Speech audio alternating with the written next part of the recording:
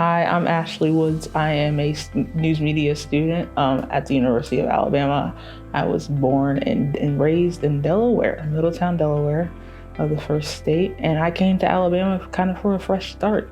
I thought the university was great. It offered a lot of opportunities for me to grow, not only as a person, but professionally.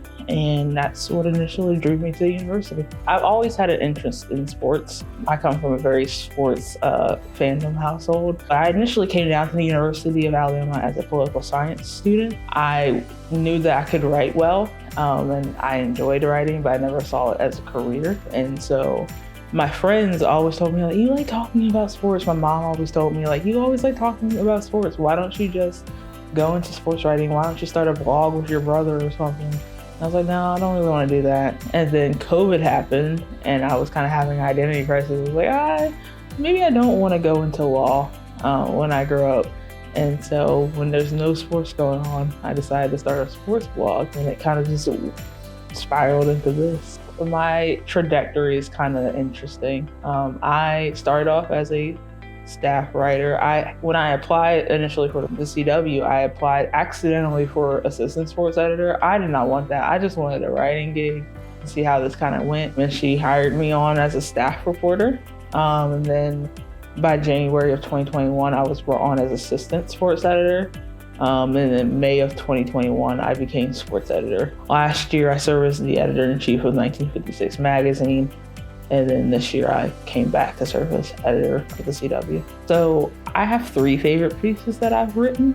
The first one is a piece that I did detailing the first Black student athletes on campus. That was a piece that I did for the 2021 collab edition that we did with 1956. That piece has won a lot of awards, and I like those types of stories where I can go back through history and kind of paint the picture and kind of show how campus has evolved and, highlight some really awesome people that trailblazed a path on campus. Quite frankly, if they weren't around, I wouldn't be around here. So I like telling those stories. Student media has helped me a lot. I think this gave me the necessary tools to go out and be an intern for these places.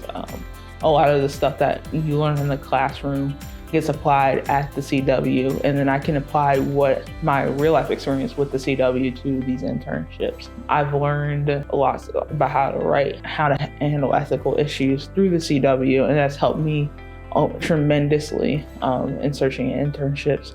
And I also think just my experience and having that background working with the CW for 3 years gives me the confidence to go out and apply for different kinds of internships, because I know I have the skill set working at a flagship student newspaper at a flagship university. There's a lot of pressure that comes with being the first Black female to hold the editor-in-chief position at the CW. I think a lot of that pressure is internal because I'm carrying the responsibilities of Victor Luckerson and Joseph Bryan, who are the first two Black editors of the CW, on my shoulders, and just trying to make sure that I create a path so that it doesn't take another 130 years for the Black woman to hold this position. That I create sustainable efforts so the CW can continue to be diverse and inclusive and equitable for all student journalists or people who are interested in student media on campus.